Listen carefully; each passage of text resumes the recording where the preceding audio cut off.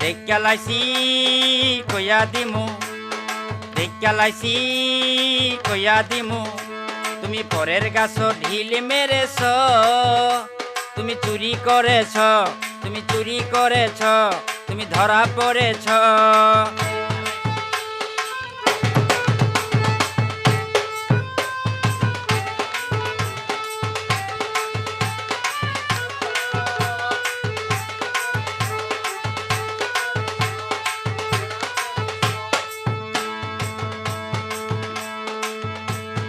নিজের গাছে ফল থাকিতে কেন অন্যের ফলে লোভ করেছ?